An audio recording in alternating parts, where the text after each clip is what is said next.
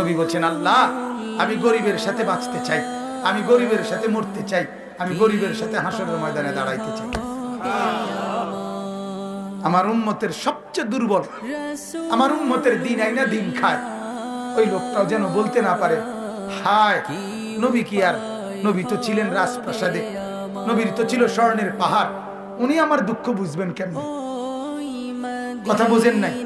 উনি কেমনে বুঝবেন? আমরা অনেক সময় কথা কই না, আপনি আমার দুঃখ বুঝবেন কেমনে? আপনি থাকেন সুখের রাজপ্রাসাদে, আপনি বুঝবেন কেমনে দিন মজুরের কষ্ট কি? আল্লাহর নবী বলেন, না উম্মত, আমি পেটে পাথর বাঁধছি 14 দিন, আমার কোন উম্মত কোনদিন বাঁধো নাই। উম্মত আমার 3 মাস ঘরে আগুন জ্বলে নাই, 3 মাস চুলায় আগুন জ্বলে নাই, কাজে আমার কোন উম্মত কিয়ামত পর্যন্ত এর চাইতে বেশি অভাবের অভিযোগ আমার উপরে করতে পারবা না, আমি তার চাইতে বেশি কষ্টে পার করে গেছি।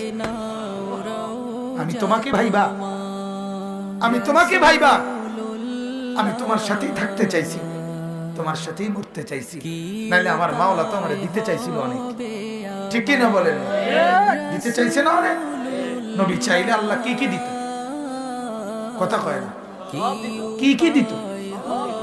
সব সব দিত। কিতাব বানাইছে তো ওনার লাগে, বানাইছে তো ওনাকে মহব্বত করে, কায়নাত সাজাইছে তো নবীকে ভালোবাসা, তো আবার দিত কিতাব।